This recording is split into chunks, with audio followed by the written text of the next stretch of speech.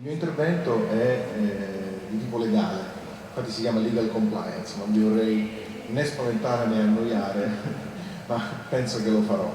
L'e-commerce è un'opportunità importante di affari con la Cina che si affianca a quelle lì del commercio tradizionale e come ogni opportunità presenta anche qualche piccolo rischio e io ho tentato di raccogliere qui e lì nelle varie leggi e prassi cinesi delle informazioni un po' generiche, non è ovviamente della consulenza da avvocato quella che posso fornirvi in questo momento, ma delle direttive, delle linee guida se fate e-commerce in Cina a cosa guardare, cosa tenere a mente quando appunto fate affari con questo paese. Allora, la prima cosa, che è una cosa abbastanza strana, che noi non ne abbiamo in Italia e in Europa, l'ho messa qui, per prima è quello della ICP license. Chiunque operi un sito web in Cina ha bisogno di ottenere una licenza di operare un sito web. Gli americani che hanno inventato internet muoiono quando pensano che devi avere una licenza per operare un sito web. Però se il server è localizzato in Cina è necessario avere una licenza per operare il sito web. La licenza è conferita dal Ministero dell'Information Technology. E al di là del fatto che è una licenza è abbastanza semplice ottenerla, se ne fa domanda allo stesso registrar che registra il nome a dominio e in 10-15 giorni si ottiene la licenza per operare il sito web. Soltanto se il server è localizzato in Cina. Se voi avete il nome a dominio.cn ma il server è localizzato all'estero non serve la licenza. Ci sono due tipi di licenza, una è per i siti puramente informativi che non fanno commercio, l'altra invece è una licenza per i siti che fanno trading. Tradizionalmente il trading online era riservato ai cinesi, era un settore interdetto all'investimento straniero. Di recente invece dal 2015, dal 1 gennaio, per le società che sono costituite nella Shanghai Free Trade Zone si può fare anche commercio elettronico. Nella prassi cosa succedeva? Che se avevi un commercio tradizionale, quindi dei negozi al dettaglio, ci abbinavi un sito internet che faceva online, era consentito, quindi era soltanto il commercio elettronico puro che non era consentito.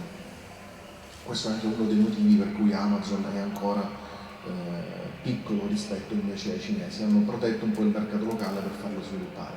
Adesso invece si sta allargando e aprendo. Infatti è operativo in Cina il sito web italiano, Yux, funziona anche abbastanza bene. Questo è un po' come si presenta una ICP license e serve soltanto per evitare appunto i siti pornografici o quelli che facciano della propaganda contro il governo, oppure in sostanza il check che fanno è minimo rispetto al sito web, quindi viene concessa quasi sempre. Quindi le sanzioni sulla ICP license sono, se non si ottiene ovviamente il sito viene bandito, come sito intendo il nome a dominio. Vengono fatti dei controlli anche abbastanza stringenti sulla presenza della licenza o meno del sito web. Il prossimo argomento che volevo trattare, se riesco a proiettare la slide, è quello dei nomi a dominio.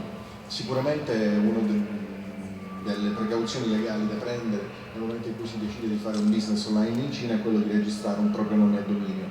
Il .com o .it che avete per l'Italia o per l'Europa va benissimo, ma nel caso in cui voleste localizzare un po' di più il business in Cina potete pensare a quei domini che ho indicato lì, che sono sicuramente i più comuni, il .cn, il .com.cn, il .net, org e così via. Quello l'ultimo è perché si può anche registrare un nome a dominio interamente in caratteri cinesi. Quello è il suffisso .cina, quindi corrisponde a un .cn.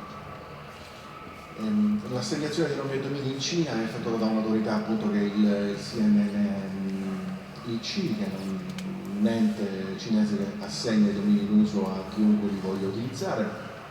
Contrariamente a quanto si pensa o al passato, è possibile per un'azienda cinese avere direttamente un dominio.cn. L'unica stranezza, cosa per cui fare attenzione, è che c'è solo un provider autorizzato a fornire servizi agli stranieri. Dei numerosissimi provider che operano in Cina, soltanto uno ha l'autorizzazione a fornire servizi agli stranieri, che è quello lì che indico now.cn, quindi se voleste registrare un sito.cn direttamente affidatevi a quel.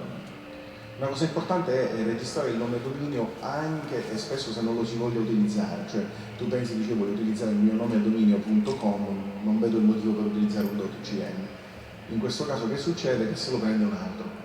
Quindi se tu sei Fabio Giacopello e vendi servizi legali in Italia, non registri tu il nuovo dominio, ci sarà qualcuno che per vendere i prodotti falsi si troverà il fabiogiacopello.cn libero e venderà quella parte di prodotti in contraffazione molto facilmente, perché è il primo nome e dominio che ti verrebbe in mente. Quindi spesso suggeriamo di registrarlo anche se non lo si vuole utilizzare, ma per evitare che lo registri appunto un malintenzionato. Se dovesse succedere che qualcuno ha registrato il vostro nome a dominio illecitamente, avete 2 anni di tempo per usufruire della procedura di assegnazione del nome a dominio, che è semplice da utilizzare. Se invece trascorrono i 2 anni, dovete andare di fronte a un tribunale, diventa una procedura un po' più complessa, però entro i 2 anni è possibile riottenere il proprio nome a dominio con questa procedura abbastanza semplice che si chiama ADR. Sono competenti proprio o il CIETAC di Pechino oppure Hong Kong IAC, che è un altro ente arbitrale presente a Hong Kong. Questa volta parlo velocissimo. L'altra precauzione che suggeriamo sempre di riprendere è quella di registrare il marchio prima di entrare in un paese come la Cina. Cosa sia il marchio immagino lo sappiate, è un segno che permette di distinguere i prodotti e i servizi di un'impresa. Cosa può costituire un marchio in Cina è abbastanza simile a cosa può costituirlo in Europa, quindi delle parole, immagini, lettere, numeri, delle forme tridimensionali, delle combinazioni di colori, suoni oppure combinazioni di tali elementi. Ed è importante farlo, perché in un momento, se non registrate voi il vostro marchio, lo potrebbe registrare un altro.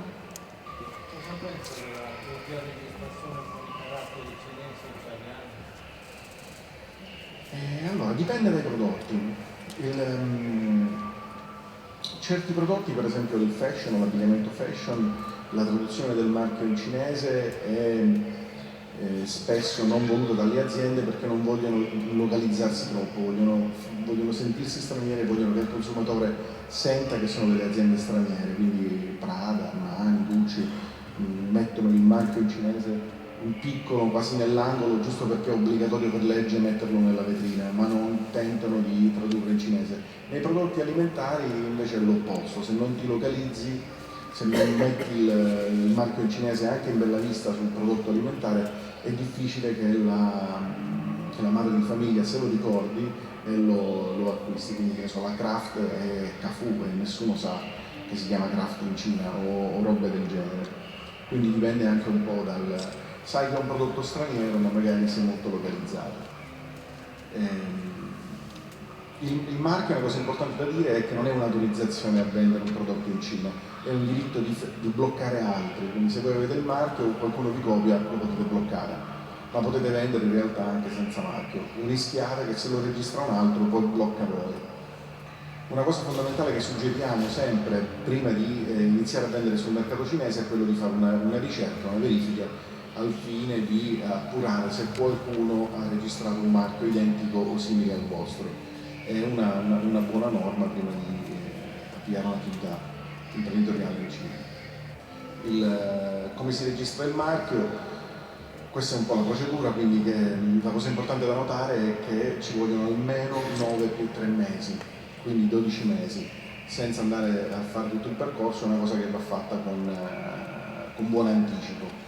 Anche perché, per esempio, sentendo la presentazione loro, ho osservato che se non hai il certificato di marchio non puoi vendere sulla piattaforma, quindi ci devi pensare quasi con 12 mesi di anticipo.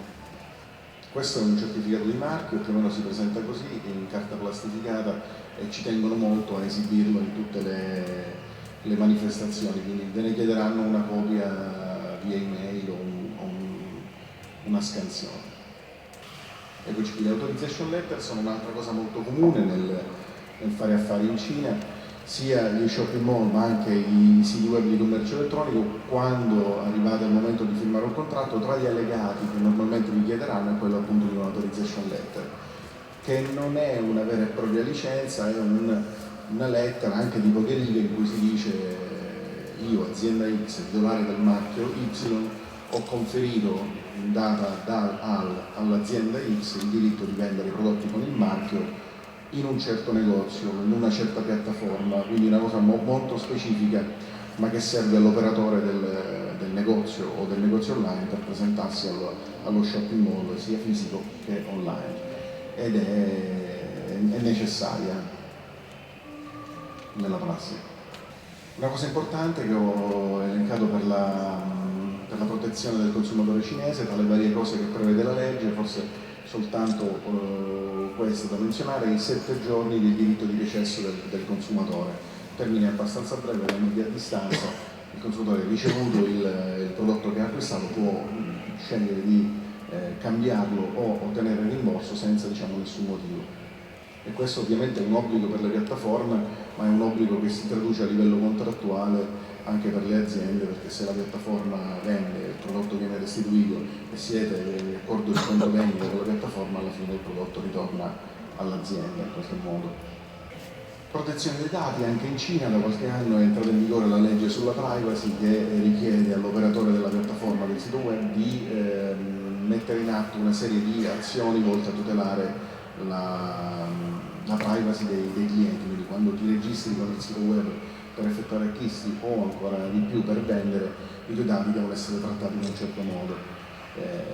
Nella prassi in questo momento la privacy dei consumatori cinesi è molto bistrattata, riceviamo tutti quanti telefonate ogni giorno a mai finire, perché i dati vengono venduti e passati di mano in mano. Quindi adesso di recente invece c'è un po' una stretta anche sul discorso della privacy, e quindi la raccolta dati deve essere necessaria, non si possono chiedere informazioni superflue, deve essere chiarito lo scopo, il metodo, l'ambito della raccolta, deve essere richiesto il consenso anticipato e il trattamento deve essere, diciamo, effettuato in modo sicuro e confidenziale. Come gestire il discorso dei fake, dei prodotti contraffatti online? Su tutte le principali piattaforme di commercio elettronico, quindi Alibaba, Jingdong e così via, c'è un'apposita schermata in cui puoi registrare lo username e la password, fare l'upload dei certificati di marchio, di copyright, di brevetto che tu hai e segnalare i prodotti in contraffazione.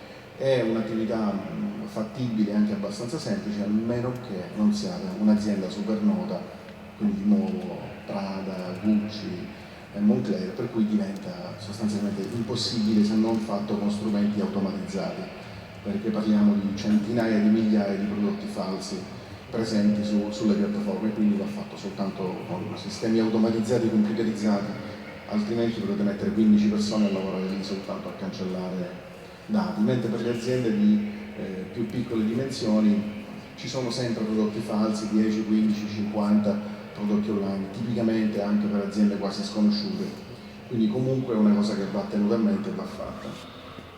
La contractual compliance, soltanto alcune note generali per intrattenere ovviamente rapporti di affari con un sito di e-commerce. Bisogna firmare un contratto. La cosa fondamentale che volevo ricordare è di verificare che la controparte esista. Non è sicuramente il caso di quelle aziende che abbiamo elencato, che sono delle aziende enormi, però in generale una buona norma per chi fa affari con la Cina è di richiedere una copia della business license dell'azienda con cui andare a trattare, di richiedere che il contratto sia non firmato dal legale rappresentante, che vale poco, ma sia cioppato con un timbro, con il timbro aziendale. In Cina le aziende si obbligano con il timbro e non con la firma, quindi se vi mandano un contratto firmato vale poco. Altra cosa importante per la compliance contrattuale è di tenere un archivio ben fatto della corrispondenza con i distributori o con i supplier cinesi, che nel momento in cui c'è una disputa, se la documentazione non è chiaramente organizzata, è difficile andare a fare una richiesta di risarcimento danni o di restituzione delle somme.